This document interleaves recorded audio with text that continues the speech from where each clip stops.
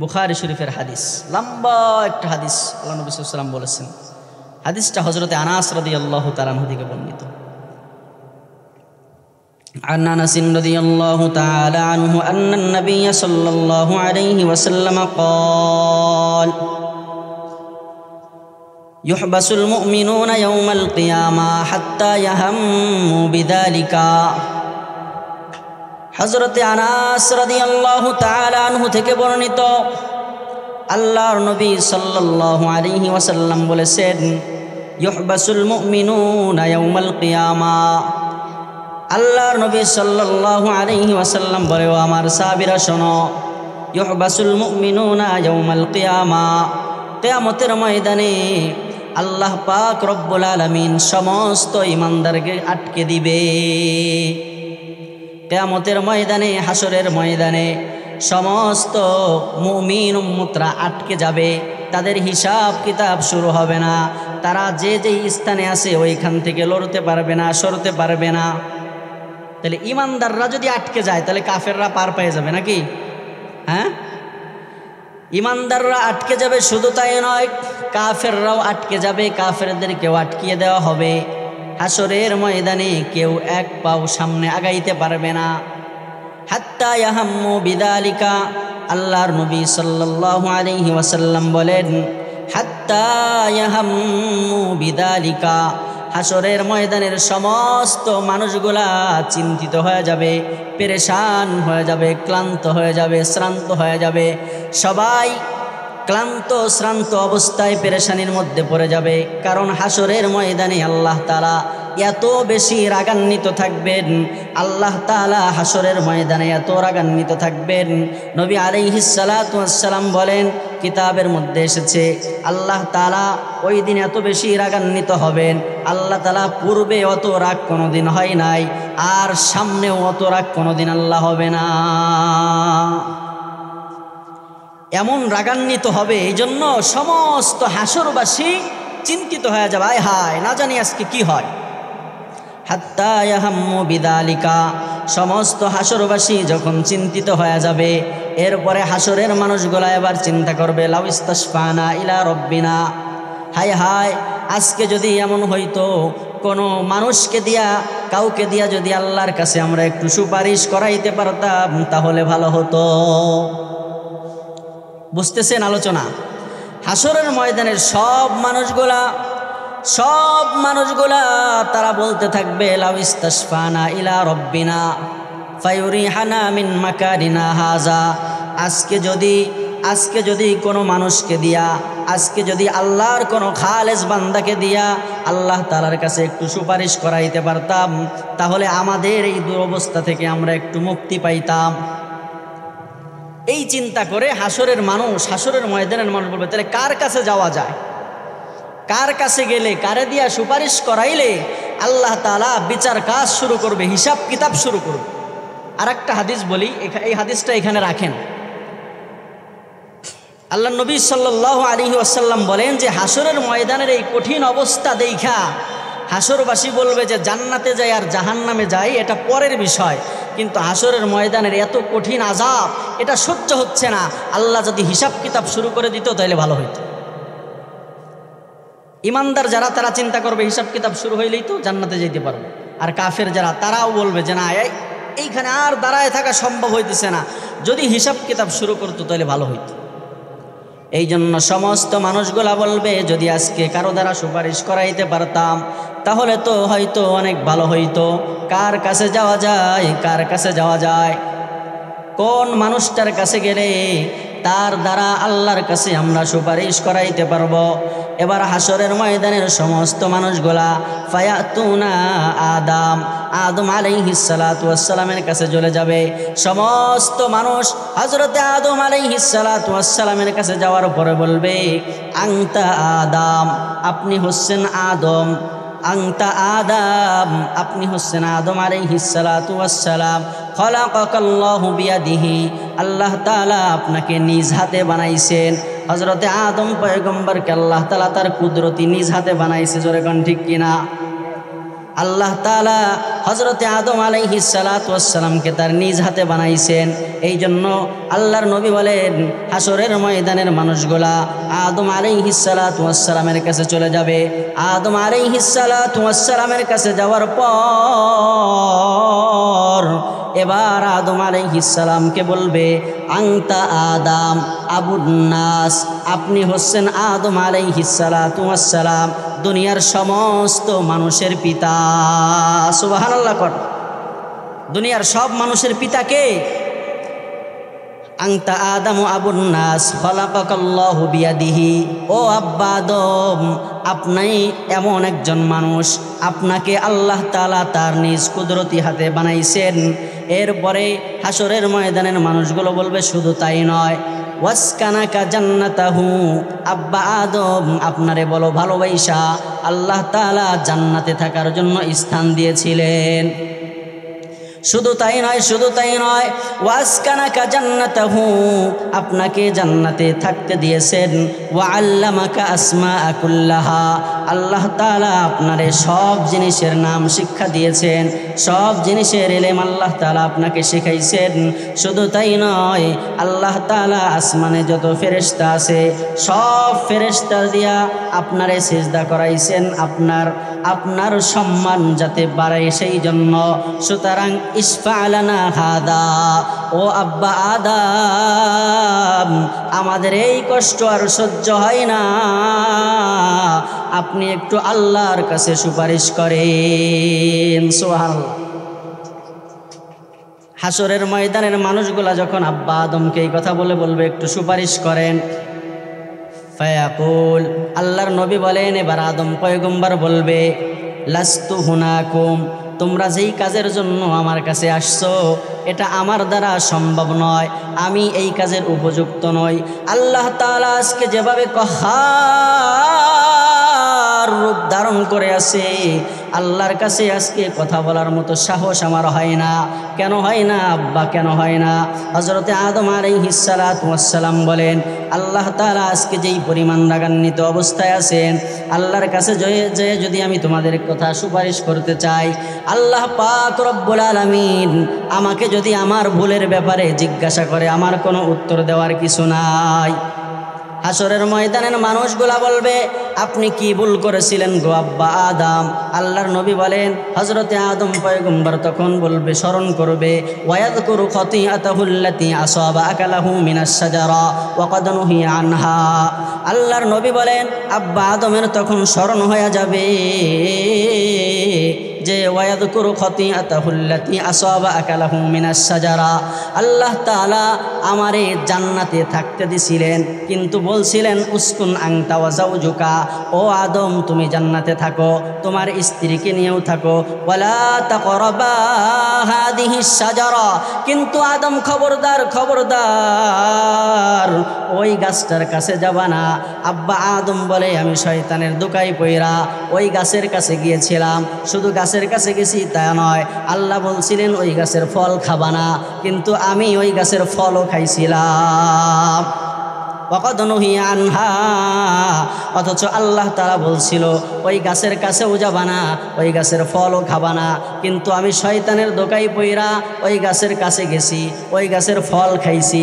এখন আল্লাহ যদি বলে, আদম তুমি তোমার সন্তানদের জন্য সুপারিশ করতে আসছো, কিন্তু তোমার যে ওই গাছের কাছে যাইতে নিষেধ করেছিলাম, তুমি কেন গেছিলা? আগে জবাব দাও।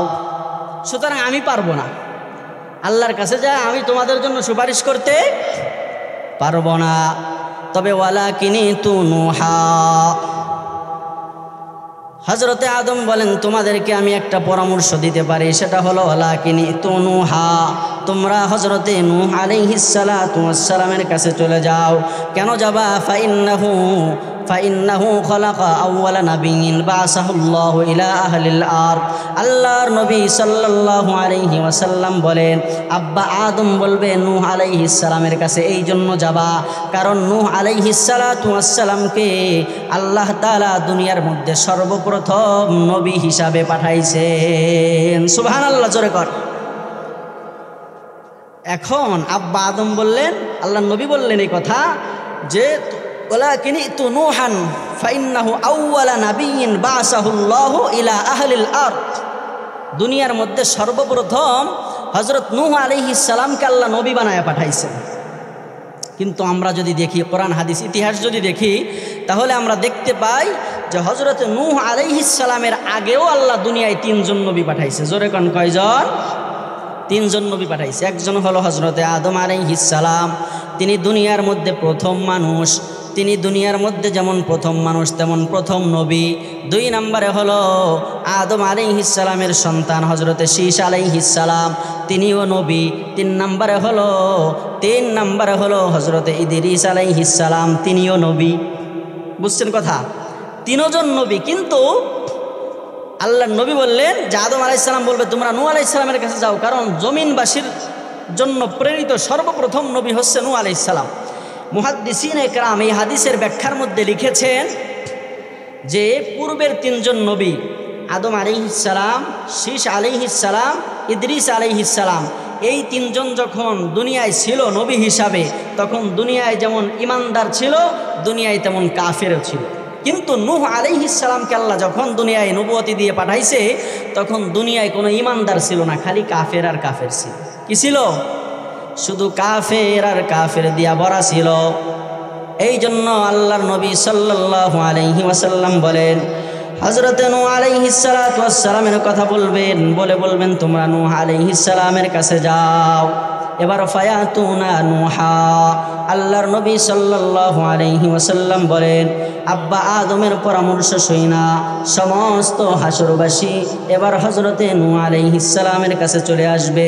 নূহ আলাইহিস সালাতু ওয়াস সালামের কাছে এসে বলবে, ইশফা লানা ইনদা রাব্বিক, ও নূহ আপনি আপনার রবের কাছে একটু আমাদের জন্য দরখাস্ত করেন, সুপারিশ করেন, আল্লাহ তাআলা জানি আমাদের এই অবস্থা থেকে পরিত্রাণ দান করে।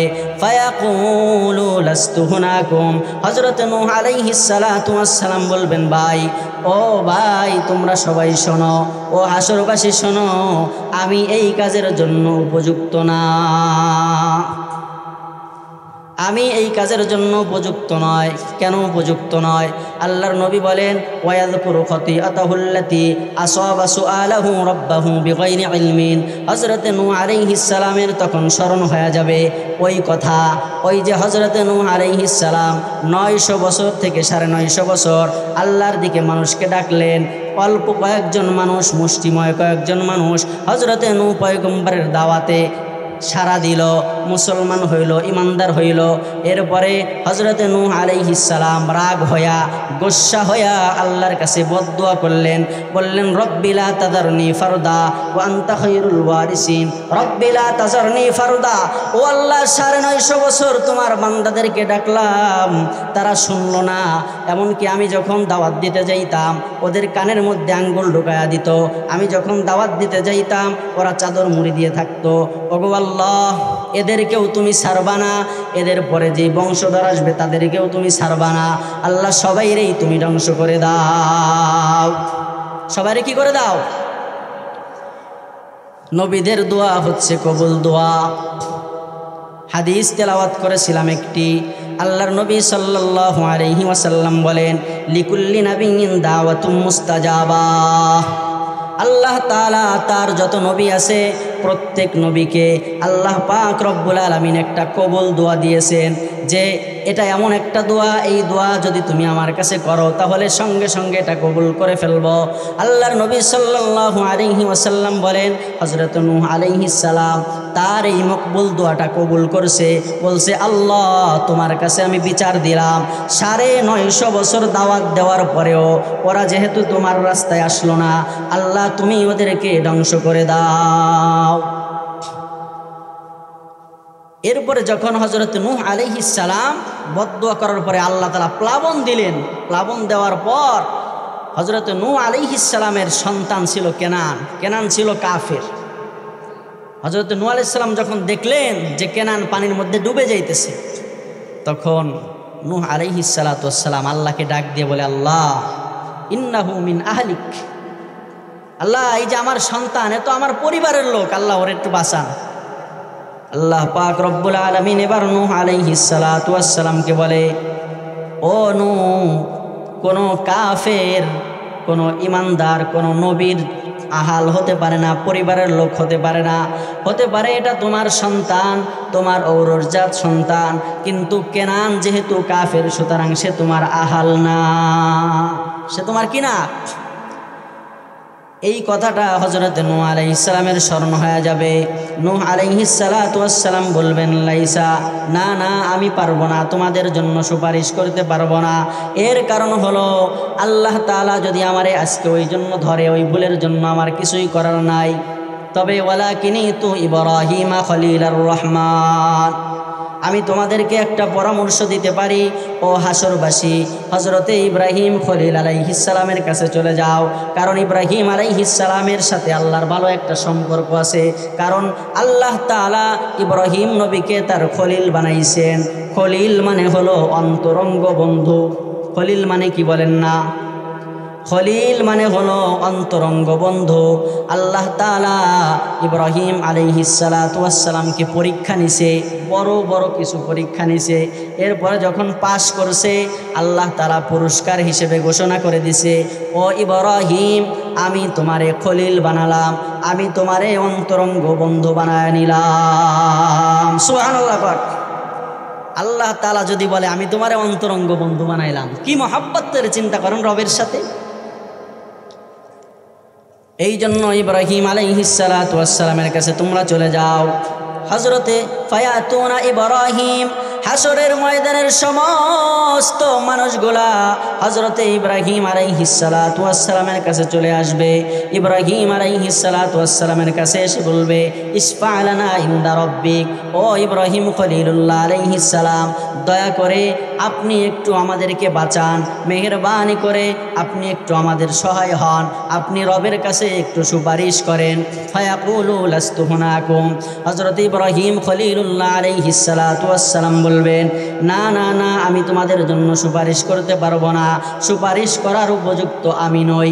ওয়ায়াযকুরু সালাসা কালিমাতিন কাদিবাহুন্না, হযরত ইব্রাহিম আলাইহিস সালাতু ওয়াস সালাম কেন সুপারিশ করার সাহস পাবেন না? এর কারণ হলো ইব্রাহিম আলাইহিস সালাম বলবেন, আমার বড় ভয় হয় দুনিয়ার মধ্যে আমি 3টা কথা মিথ্যা বলেছিলাম। কয়টা কথা? আমরা দুনিয়ায় কয়টা কথা মিথ্যা কইছি? আমাদের কোনো হিসাব আছে? আমাদের হিসাব নাই, আবার আমাদের টেনশনও নাই। আলহামদুলিল্লাহ, আমাদের কি নাই? হিসাব নাই, আবার আমাদের টেনশনও নাই। আমার এক হুজুর বলতেন, উস্তাদ বলতেন যে দুনিয়ায় কিছু মানুষ আমরা এমন আছি ইমানদার, যে আমাদের যদি কখনো মিথ্যা কথায় টান পড়ে তখন সত্য কথা বলি। এমন কিছু আল্লাহর বান্দা আছে না নাই? মিথ্যা কথায় টান পড়লে, মানে মিথ্যা কথা যদি এখন আর পাইতেছে না কোন মিথ্যা করবে, তখন একটা সত্য কথা বলে। হযরতে ইব্রাহিম আলাইহিস সালাতু ওয়াস সালাম বলেন, আল্লাহর নবী বলেন, সালাসু কালিমাতিন কাদিবাহুন্না, ইব্রাহিম পয়গম্বর বলবেন 3টা কথা দুনিয়ার মধ্যে আমি একটু ঘুরাই বলছিলাম। যদিও আল্লাহর নবী এখানে মিথ্যা শব্দের কথা বলেছেন, মিথ্যার শব্দ ব্যবহার করেছেন, কিজবুন ব্যবহার করেছেন, কিন্তু মুহাদ্দিসিন একরাম লিখেছেন, মুফাসসিরিন একরাম লিখেছেন, ইব্রাহিম আলাইহিস সালাম যে 3টা কথা বলছিলেন, 3টা কথা মূলত সত্য ছিল, কিন্তু একটু ঘুরায়া বলছে। একটু কি করে বলছে? 1 নম্বরে হলো হযরত ইব্রাহিম আলাইহিস সালাতু ওয়াস সালাম, আমরা সবাই জানি আল্লাহ তাআলা ইব্রাহিম পয়গম্বরকে মুশরিকদের কওমের মধ্যে পাঠাইছে।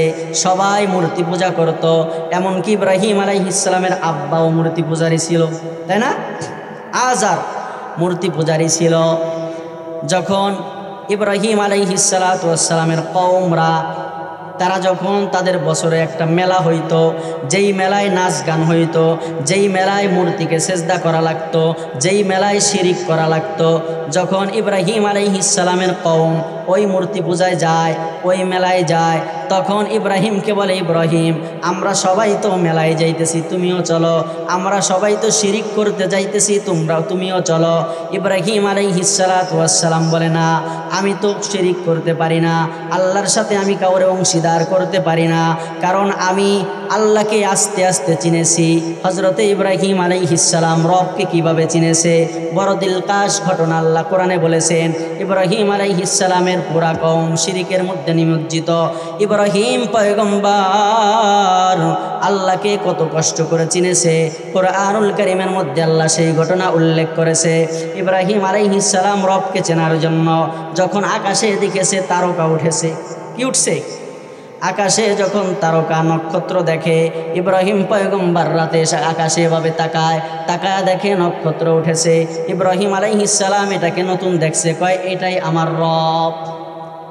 ফালাম্মা, এটাই আমার রব। কিন্তু যখন দেখে যে না তারকা ডুবে যায়, বলে যেটা ডুবে যায় সেটা আমার রব হতে পারে না। আবার একদিন দেখে আকাশে চন্দ্র উঠেছে। ফালাম্মা রাল কমারা, যখন চন্দ্র ওঠে বলে হাদা রব্বি, এইটাই আমার রব হবে, কারণ এইটা অনেক বড়। কিন্তু দেখলো যে না, দিন যখন আসলো চন্দ্র আবার ডুবে গেল, বলে যেটা অদৃশ্য হয়ে যায় এটা আমার রব হইতে পারে না। সকালবেলা যখন সূর্য উঠেছে, সূর্য ওঠার সাথে সাথে ইব্রাহিম আলাইহিস সালাম বলে এইটাই আমার রব হবে।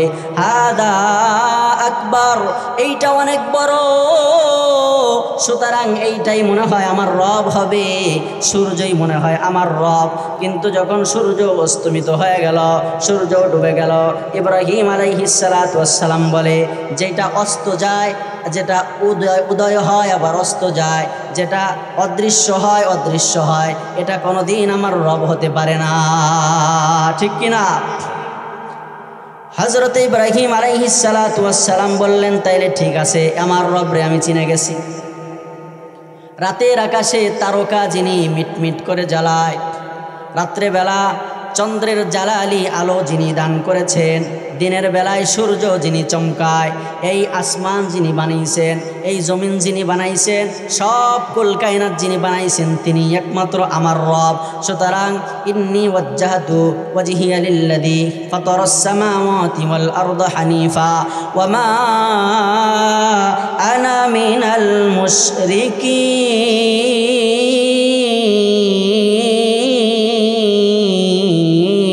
আল্লাহু আকবার। ইব্রাহিম আলাইহিস সালাতু ওয়াস সালাম বলেন আমি আমার রবকে চিনেছি।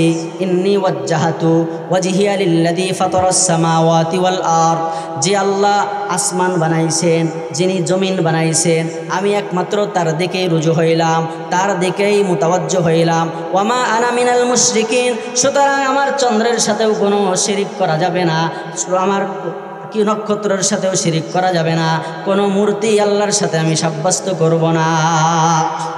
এখন এই ইব্রাহিম আলাইহিস সালামকে তার কওম বলে চলো আমাদের মেলায় যাই, যেখানে শিরিক হবে। কি হবে? শিরিক হবে, আল্লাহর সাথে অংশীদার সাব্যস্ত করা হবে। এবার ইব্রাহিম আলাইহিস সালাম বলেন এদের সাথে যদি আমি যাই তাহলে আমি যে এক আল্লাহর উপর ঈমান আনছি তাহলে তো আর আমার ঈমান থাকবে না। কারণ কেউ যদি শিরিক করে, মূর্তিকে আল্লাহর সাথে শরীক বানায়, তাহলে তার ঈমান থাকে? ঈমান থাকে না। এখন ইব্রাহিম আলাইহিস সালাম বলেন যে না, কিভাবে বাঁচা যায়? আবার যদি ডাইরেক্ট নিষেধ করে দেয় যে আমি যাব না, তাহলে বলবি ইব্রাহিম তুমি না আমাদের খোদারে মানো? যদি বলে যে মানি না, তাহলে তো বিপদ, কারণ ওনার দলে আর কোনো লোক নাই, উনি একা। আবার যদি বলে যে মানি, তাহলেও তো বিপদ, তাহলে আল্লাহ বেজার হয়। এই জন্য ইব্রাহিম আলাইহিস সালাতু ওয়াস সালাম উনি একটা সত্য কথাটা একটু ঘুরায়া বলছে।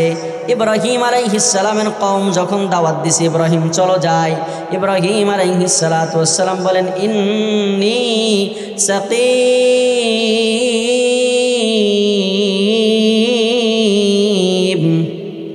ইব্রাহিম আলাইহিস সালাম বলেন ও আমার কওমের লোকেরা, আমি অসুস্থ।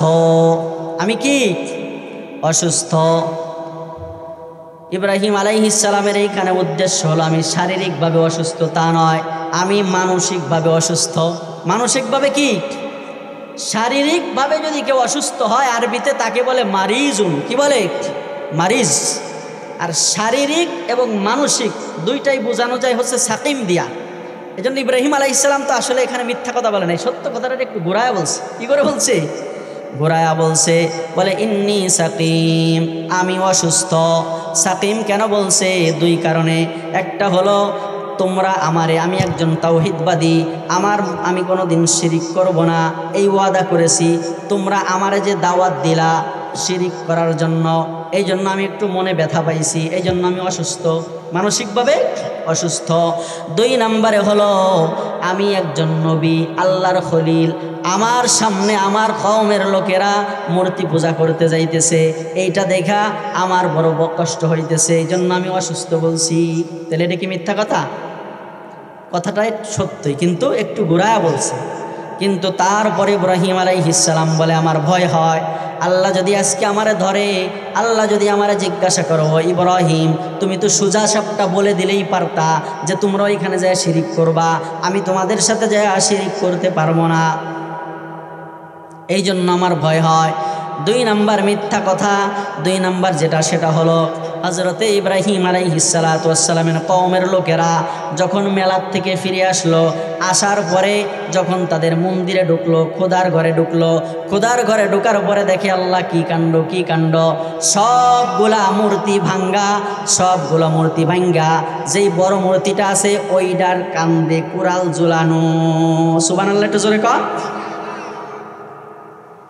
এটা দেখা ওরা বলে ফাজআলাহুম দুদাদান ইল্লা কাবীরান লাহুম লাআল্লাহুম ইলাইহি ইয়ারজিউন ক্বালু মান ফাআলা হাযা বিআলিহাতিনা ইয়া ইব্রাহিম, ও ইব্রাহিম মান ফাআলা হাযা বিআলিহাতিনা, আমাদের খোদার সাথে এই কাণ্ড কে ঘটাইছে, আমাদের খোদার সাথে এই কাণ্ডটা কে ঘটালো? মান ফাআলা হাযা বিআলিহাতিনা ইয়া ইব্রাহিম, হে ইব্রাহিম তুমি ছাড়া তো এখানে কেউ ছিল না, আমরা সবাই মেলায় চলে গেছিলাম, আমাদের খোদার সাথে এই কাণ্ড কে ঘটাইলো, আমাদের খোদার গলা এভাবে কে কেটে দিল? মান ফাআলা হাযা বিআলিহাতিনা ইব্রাহিম, ইব্রাহিম আলাইহিস সালাম কি কয় জানেন?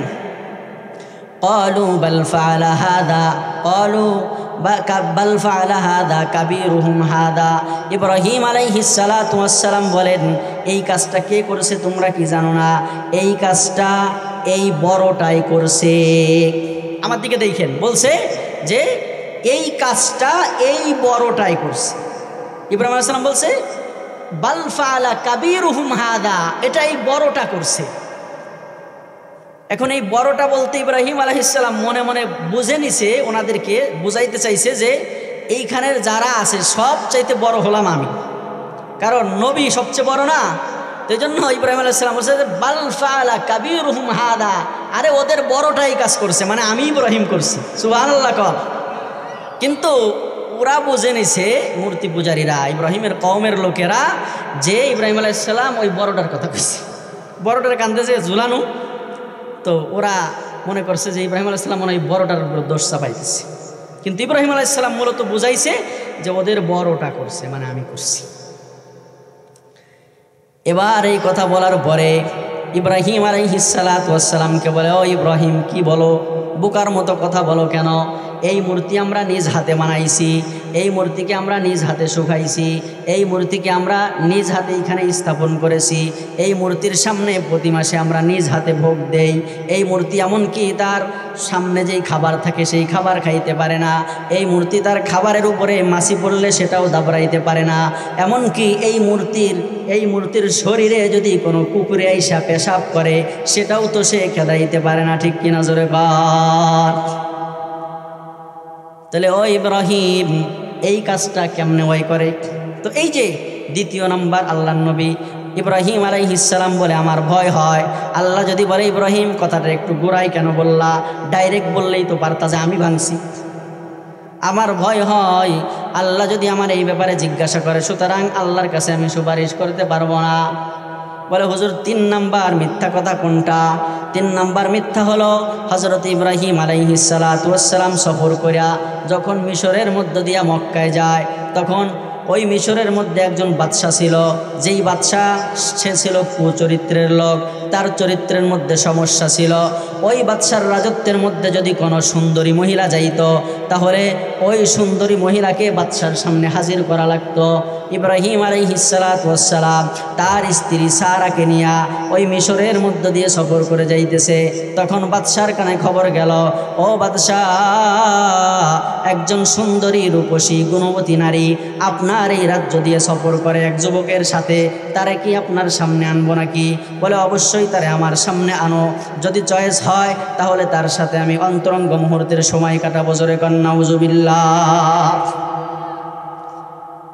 এবার যখন ইব্রাহিম আলাইহিস সালাম এবং তার স্ত্রী সারাকে ওই বাদশার সামনে আনা হলো, বাদশার সামনে আনার পরে ইব্রাহিম আলাইহিস সালামকে আবার এইটা শিখিয়ে দেওয়া হয়েছিল যে বাদশা চোর হইলেও ইমানদার আছে। বাদশা চোর হইলেও কি আছে? আরে চোর হইলে কি ইমানদার আছে। কেমন? সেটা হলো যে বাদশার সামনে যদি কেউ বলে যে আমরা দুইজন ভাই বোন, আমরা দুজন কি ভাই বোন, তাহলে আর বাদশা তাদেরকে ছেড়ে দেয়। হযরতে ইব্রাহিম আলাইহিস সালাতু ওয়াস সালাম এইটা জানছে। এইটা জানার পরে ইব্রাহিম আলাইহিস সালাম এবং তার স্ত্রী সারাকে যখন ওই বাদশা তার সামনে যখন হাজির করা হয়েছে, এবার ইব্রাহিম আলাইহিস সালাম বলে, বাদশা এটা হচ্ছে আমার বোন। এটা আমার কে?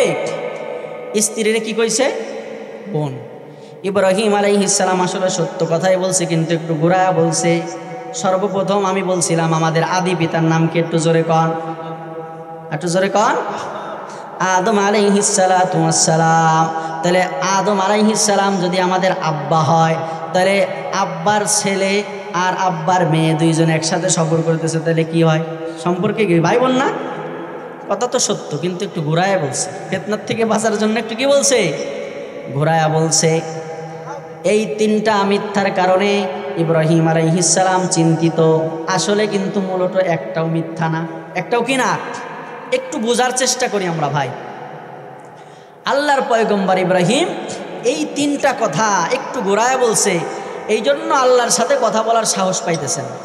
তো যাই হোক, হযরত ইব্রাহিম আলাইহিস সালামের কাছে হাসরবাসী যখন যায় বলল, তখন ওনার এই কথা স্মরণ হওয়ার পর উনি বলবে যে বাজানরা ঠিক আছে, আজকে আমি আল্লাহর সাথে কথা কইতে পারব না। আচ্ছা, ইব্রাহিম আলাইহিস সালামের ব্যাপারে বাজান কইলাম কে? ইব্রাহিম আলাইহিস সালাম আমাদের বাপ, আমাদের আব্বা। ইব্রাহিম আলাইহিস সালাম আমাদের কি? আব্বা। কি আব্বা জানেন?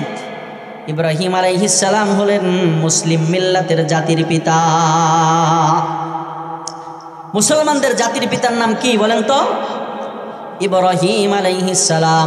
আল্লাহর কোরআনে প্রথম পারা 19 নম্বর একেবারে শেষ পৃষ্ঠার আগের পৃষ্ঠায় বলে, মিল্লাতা আবিকুম ইব্রাহিম হুয়া সাম্মাকুমুল মুসলিমিন। মুসলিম মিল্লাত, মুসলিম জাতির পিতা হলো ইব্রাহিম। হুয়া সাম্মাকুমুল মুসলিমিন, তিনি তোমাদের নাম করেছেন মুসলমান। সুবহানাল্লাহ।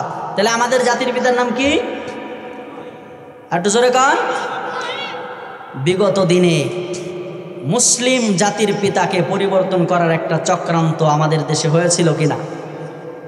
এমনকি আমাদের ছোট বাচ্চা যারা, তাদের সিলেবাসের মধ্যে এটা ঢুকিয়ে দেওয়া হয়েছিল যে জাতির পিতা ইব্রাহিমের স্থানে আর একজন। ঠিক কিনা জোরে কর। তো আলহামদুলিল্লাহ, যাক, আল্লাহ তাআলা ওই মুসিবত থেকে আমাদেরকে রক্ষা করছে, আলহামদুলিল্লাহ পড়েন। আবার সিলেবাসের মধ্যে ঢুকছে যে জাতির পিতা ইব্রাহিম আলাইহিস সালাতু ওয়াস সালাম, আলহামদুলিল্লাহ। তো হযরত ইব্রাহিম আলাইহিস সালাম জাতির পিতা, এই জন্য আব্বা কইলাম আর কি। আব্বাজান বলবে আমি পারবো না। আমি এই তিনটা কথা একটু ঘোরায়া বলছিলাম, যার কারণে আল্লাহর দরবারে দাঁড়ানোর সাহস আমার হয় না। তবে ও হাসরবাসী, তোমাদেরকে একটা সুপরামর্শ আমি দিতে পারি, সেটা হলো ওয়ালাকিনিতু মূসা আবদা। তোমরা একটা কাজ করো, তোমরা আজ হয়তো মূসা আলাইহিস সালামের কাছে চলে যাও। মূসা আলাইহিস সালাম হয়তো তোমাদেরকে আজকে এই বিপদ থেকে রক্ষা করতে পারবেন। কেন? হযরতে মূসার ব্যাপারে ইব্রাহিম আলাইহিস সালাতু ওয়াস সালাম বলেন, আতাহুল্লাহুত তাওরাত। আল্লাহ তাআলা মূসা আলাইহিস সালাতু ওয়াস সালামকে ভালোবেসে, আল্লাহ তাআলা মূসা আলাইহিস সালাতু ওয়াস সালামকে মহব্বত করে ওই যে তুর পাহাড়ে ডাইকানিয়া আল্লাহ তাআলা মূসা পয়গম্বরের তাওরাত দিছে, দিয়ে বলছে, মূসা এই যে তোমারে মহব্বত করে, তোমারে ভালোবেসে তাওরাত কিতাব দিলাম, এইটা নাও, এইটা নিয়া তুমি তোমার কওমরে হেদায়েত করো। শুধু তাই নয়, ইব্রাহিম পয়গম্বর বলেন মুসা আলাইহিস সালামের সাথে আল্লাহ কথা বলছেন। আল্লাহর নবী বলেন ওয়া কাল্লামাহু রাব্বাহু, মুসা আলাইহিস সালাতু ওয়াস সালামকে আল্লাহ তাআলা বড় মহব্বত করতেন, যার কারণে মাঝে মাঝে তুর পাহাড়ে নিয়া মুসা আলাইহিস সালামের সাথে আল্লাহ স্পেশাল কথা বলতেন। ওয়া কাররাবাহু রাব্বাহু নাজিয়া। সুতরাং তোমরা মুসা আলাইহিস সালামের কাছে যাও। ফায়াতুনা মুসা, সব মানুষগুলা মুসা আলাইহিস সালামের কাছে যাবে, যায় বলবে ও মুসা পয়গম্বর, আপনি একটু আল্লাহর কাছে সুপারিশ করেন, আল্লাহ তাআলা জানি আমাদেরকে এই বিপদ থেকে একটু রক্ষা করে, একটু সুপারিশ করেন না মুসা। মুসা আলাইহিস সালাতু ওয়াস সালাম কি বলবে জানেননি? আল্লাহর নবী বলেন ফায়াকুলু লাস্তু হুনাকুম, মুসা আলাইহিস সালাতু ওয়াস সালাম বলবেন আমি এই কাজের জন্য যোগ্য নই। কেন যোগ্য নই? এর কারণ হলো হযরতে মুসা আলাইহিস সালাম ওয়ায়াযকুরু খতিআতাহুল্লাতী আসাবাকাত লাহুন নাফসা, হযরতে মুসা আলাইহিস সালামের তখন স্মরণ হয়ে যাবে ওই যে মুসা আলাইহিস সালাতু ওয়াস সালাম কিপ্তি বংশের একটা লোককে একটা ঘুষি দিয়ে মেরে ফেলাইছিল। শুনছেন না এই ঘটনা? হযরতে মুসা আলাইহিস সালাম রাগান্বিত অবস্থায় ফেরাউনের দরবার থেকে বের হয়ে গেছে। এবার যখন বের হয়ে গেছে, সামনে কত দূর যাওয়ার পরে দেখে বনি ইসরায়েলের একটা লোক আর কিপ্তি বংশের একটা লোক, দুইজন লোক ঝগড়া করতেছে রাস্তার মাঝখানে দাঁড়ায়া দাঁড়ায়া। মুসা আলাইহিস সালাতু ওয়াস সালাম বলে তোমরা ঝগড়া কেন করো? তখন যখন দুইজনের কথা শুনছে, শোনার পরে কিপ্তি বংশের যেই লোক তার দোষ পাওয়া গেছে, দোষ পাওয়ার পরে এবার মুসা আলাইহিস সালাতু ওয়াস সালাম রাগান্বিত অবস্থায় একটা ঘুষি মারছে। একটা কি মারছে? ঘুষি মারছে। মুসা আলাইহিস সালাম তো সবাই জানি যে রাগ, খুব গরম নবী। কি নবী? গরম নবী। তো ঘুষি মারছে, এক ঘুষিতে কায়েত হয়ে গেছে, মারা গেছে। তখন সেই জন্য মুসা আলাইহিস সালাম বলেন আল্লাহ যদি আমারে জিগায় ও মুসা, নিরপরাধ একটা মানুষ, তারে তুমি এভাবে ঘুষি দিয়ে কেন মারছিলা? তোমারে কি মারতে কইছি নাকি? তোমার কাছে তো দুইজন মীমাংসা চাওয়ার জন্য আইছিল। সুতরাং আমি আজকে আল্লাহর আদালতে দাঁড়াইতে পারবো না, কারো জন্য সুপারিশ করতে পারবে না। তবে ওয়ালাকিনি তুমি ঈসা রূহুল্লাহ, তোমরা একটা কাজ করতে পারো, তোমরা ঈসা আলাইহিস সালামের কাছে যাইতে পারো।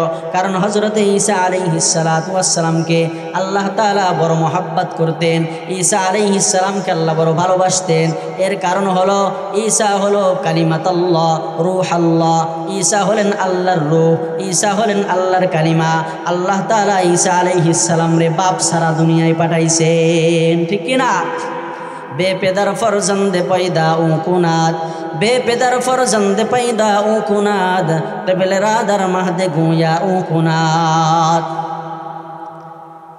হযরত ঈসা আলাইহিস সালাতু ওয়াস সালামকে আল্লাহ তাআলা বাপ সারা দুনিয়ার মধ্যে পাঠাইছে। শুধু তাই নয়, আল্লাহ পাক রব্বুল আলামিন ঈসা আলাইহিস সালাতু ওয়াস সালামকে নিজের বান্দা বলছে।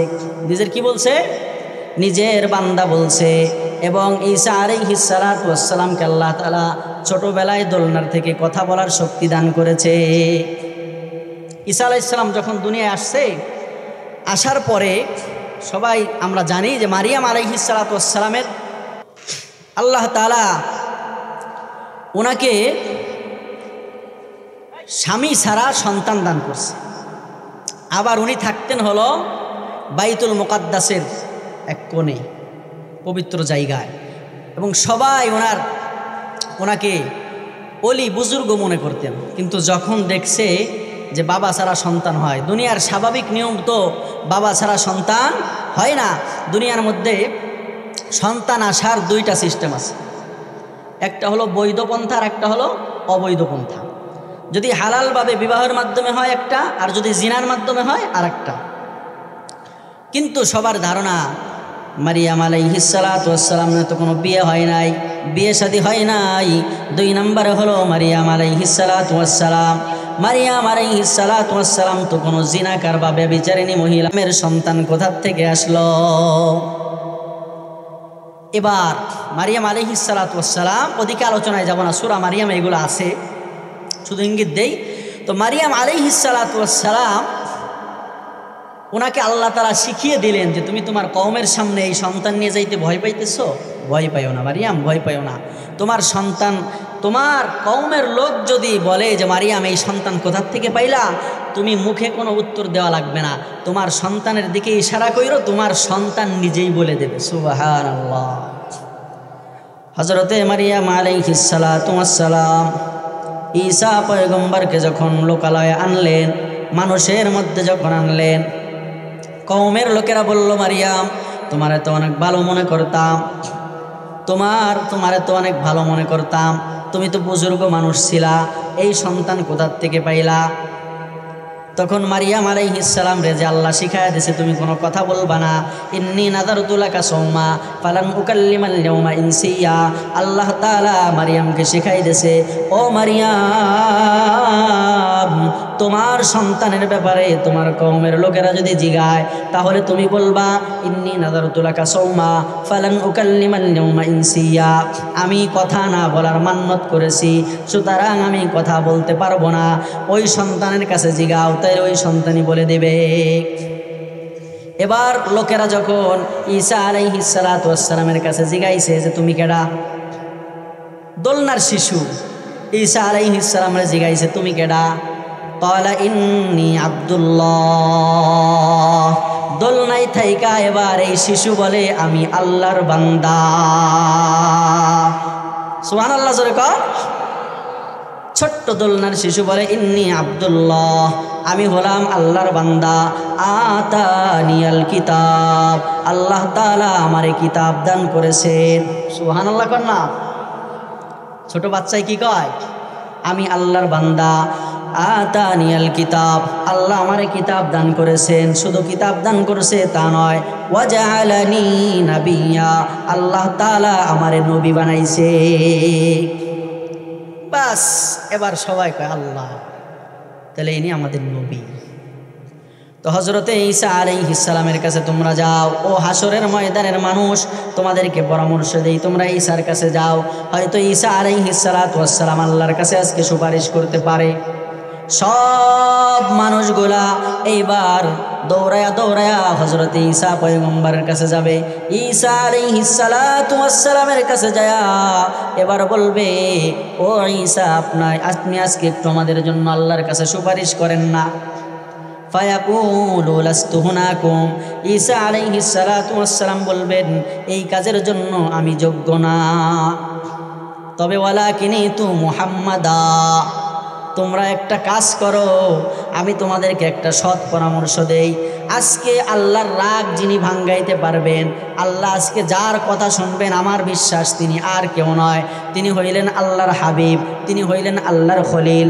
আসমান জমিন যাকে না বানাইলে আল্লাহ বানাইতেন না, আল্লাহ তাআলা যার সাথে বন্ধুত্ব করেছেন, আল্লাহ তাআলা যারে নবী বানাইছেন, আল্লাহ তাআলা যারে রসুল বানাইছেন, আল্লাহ তাআলা যারে আশরাফুল মাখলুকাতের শ্রেষ্ঠ বানাইছেন, আল্লাহ তাআলা যারে কুল কায়নাতের নবী বানাইছেন, আল্লাহর নামের পাশে যার নাম স্থান পেয়েছে, জান্নাতের দরওয়াজায় যার আল্লাহর নামের সাথে যার নাম, তার কাছে যাও, আমার বিশ্বাস আল্লাহ তাআলার কাছে এসে সুপারিশ করলে গ্রহণ করবে। তিনি আর কেউ নয়, তিনি হলেন আমার আপনার নবী জনাবে মুহাম্মদুর রাসূলুল্লাহ সাল্লাল্লাহু আলাইহি ওয়াসাল্লাম। সুবহানাল্লাহ। সব মানুষগুলা আল্লাহর নবী বলেন ফায়াতুনি, সব মানুষ হাসরের ময়দানের মানুষগুলা এবার আমি নবীর কাছে আসবে। আমি নবীর কাছে যখন আসবে তখন আল্লাহর নবী বলেন আমি আল্লাহ তাআলার দরবারে যাওয়ার অনুমতি চাবো। ফায়ুজানুলি আলাইহি, আল্লাহর কাছে দাঁড়ানোর অনুমতি আমাকে দেওয়া হবে। ফাইদা রাআইতুহু ওয়াকাতু সাজিদা, আল্লাহর নবী বলেন আল্লাহ তাআলার কাছে যাওয়ার অনুমতি যখন আমি পাবো সাথে সাথে আমি সেজদায় পড়ে যাব।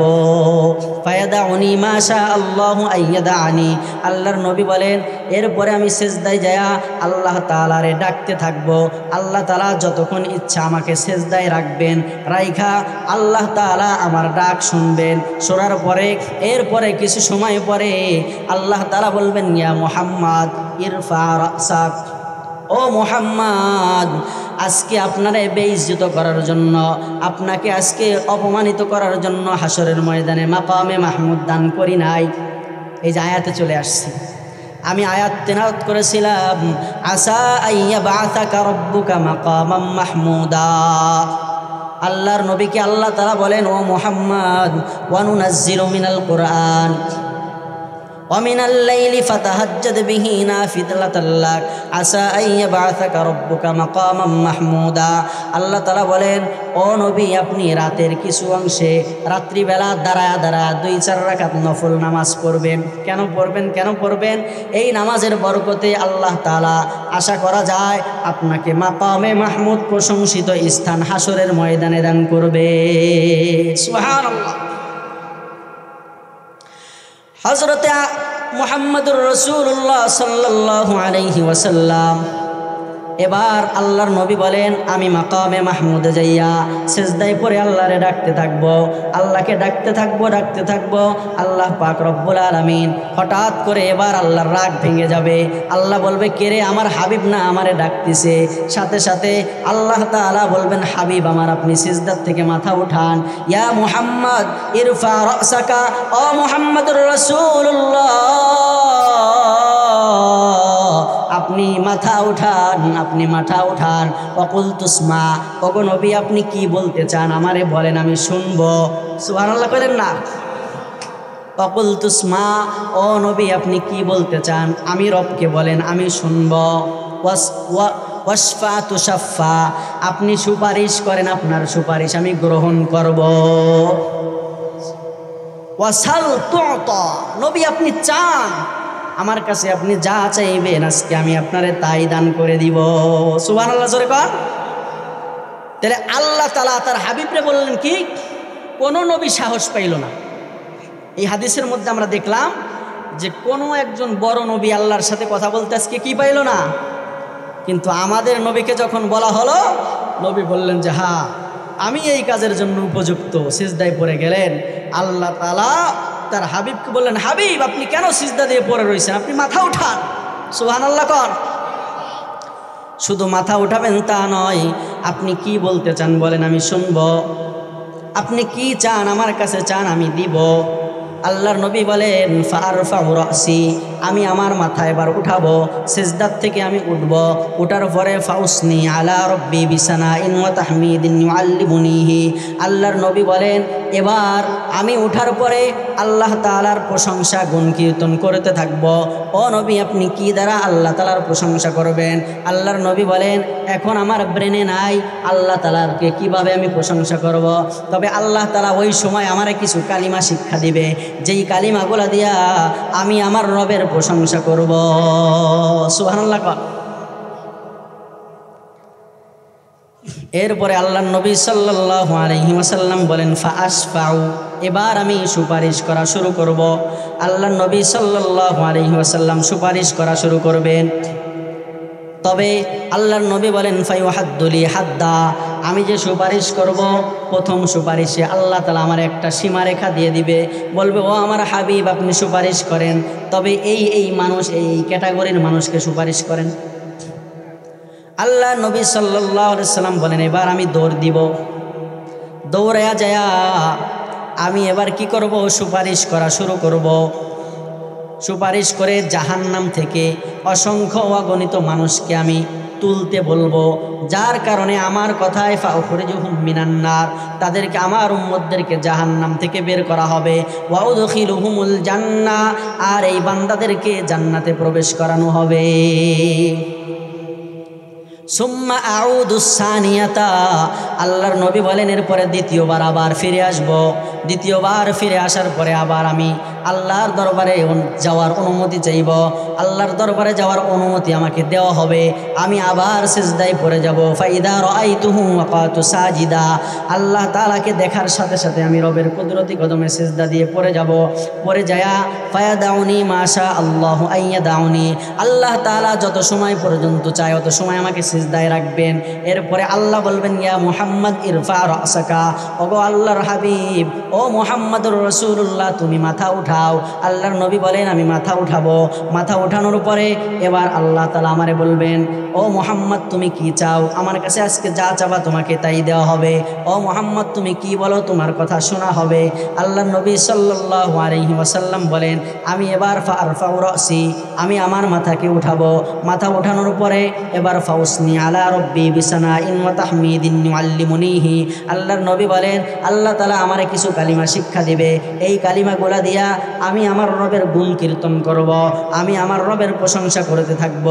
এরপরে আল্লাহ তাআলার কাছে আমি সুপারিশ করব। সুপারিশ করার পরে আল্লাহ তাআলা অসংখ্য গণিত মানুষকে জাহান্নাম থেকে বের করে জান্নাতে দিয়ে দিবে। সুম্মা আউদু সালিসা, বুখারীর riwayতের মধ্যে আসছে, মিশকাত শরীফের মধ্যে আসছে সুম্মা আউদু সালিসা, আল্লাহর নবী বলেন তৃতীয়বার আমি আবার ফিরে আসব। সুবহানাল্লাহ পড়েন। কেমন দয়ার নবী, দুইবার জাহান্নাম থেকে উঠাইছে, আবার 3 নম্বর বার বলে আবার আমি ফিরে আসব, আবার আমি আল্লাহ তাআলার কাছে যাওয়ার অনুমতি চাবো। আমার ফায়ুজানুলি আলাইহি, আমারে অনুমতি দেওয়া হবে। আমি যখন অনুমতি পাবো, পাওয়ার সাথে সাথে আমি ফাইদা রাআইতুহু ওয়াকাতু সাজিদা, আমার রবকে দেখার সাথে সাথে আমি সিজদায় পড়ে যাব। ফায়াদাউনি মাশা আল্লাহু আইয়াদানি, আমি আল্লাহ যত সময় চাই তত সময় সিজদায় থাইকা আল্লাহরে ডাকতে থাকবো। এরপরে আল্লাহ তাআলা আমাকে বলবেন ইয়া মুহাম্মদ ইরফা রাসাক, ও মুহাম্মদ আপনি আপনার মাথা উঠান। ওয়াকুল তুসমা, আপনি কি বলেন বলতে চান কি বলেন শোনা হবে। অশফা তুশাফা, আপনি সুপারিশ করেন আপনার সুপারিশ কবুল করা হবে। ওয়াসাল তুতা, আপনি যা চান তাই আজকে দেওয়া হবে। এবার আল্লাহ তাআলার কাছে তৃতীয়বার মুহাম্মদুর রাসূলুল্লাহ আবার সুপারিশ করবে। সুপারিশ করে বলবে আল্লাহ আমার ইমানদার বান্দা যার দিলের মধ্যে জাররা পরিমাণ ঈমান আছে, বুঝছেন, যার মধ্যে জাররা পরিমাণ ঈমান আছে, জাহান্নামের মধ্যে এমন একজন উম্মত থাকলে তারেও আজকে আপনি উঠায়া জান্নাতে দিয়ে দেন। এইভাবে 3 বার আল্লাহ নবী এভাবে জাহান্নাম থেকে উম্মতদেরকে উঠাবে। হাত্তা কে আল্লাহ নবী সাল্লাল্লাহু আলাইহি ওয়াসাল্লাম বলেন হাত্তা মা ইয়াবকা হাবাসাহুল কোরআন, আল্লাহর নবী বলেন তবে কোরআন যাদেরকে আটকিয়ে দেবে তাদেরকে আমি নবী সুপারিশ করব না। নাউজুবিল্লাহ। আল্লাহ নবী বলেন আই ওয়াজাবা আলাইহিল কোরআন, কোরআন যাদের ব্যাপারে ফায়সালা করবে যে এদেরকে আমি জান্নাতে যেতে দিব না, তারা জান্নাতে যাইতে পারবে না, আল্লাহর নবী বলেন তাদেরকে আমি সুপারিশ করতে পারবো না। আল্লাহ হেফাজত করে আমাদেরকে, বলেন আমিন। এই জন্য দোস্ত, কোরআনুল কারীমকে কখনো আমার বিপক্ষের সাক্ষী বানানো যাবে না। আল্লাহর নবী হাদিসের মধ্যে বলেন ক্বালান নবী সাল্লাল্লাহু আলাইহি ওয়াসাল্লাম আল কুরআনু হুজ্জাতুল লাকা আও আলাইক, ও আমার উম্মতেরা শোনো, কোরআন হয়তো হাসরের ময়দানে তোমার পক্ষের সাক্ষী হবে, নতুবা হাসরের ময়দানে তোমার বিপক্ষের সাক্ষী হবে। কোরআনুল কারীম যার পক্ষের সাক্ষী হবে তার দুনিয়ায়ও শান্তি, তার কবরে শান্তি, তার আখিরাতে শান্তি, তার মিজান ফুলসিরাত সব জায়গায় শান্তি। কোরআনুল কারীম কবরে যাওয়ার সাথে সাথে কোরআনওয়ালা বান্দাকে বলবে আমি কোরআন, তোমার কোনো ভয় নাই, ফেরেশতারা আসলে তারে তোমারে সুয়াল করতে দিব না। সুবহানাল্লাহ।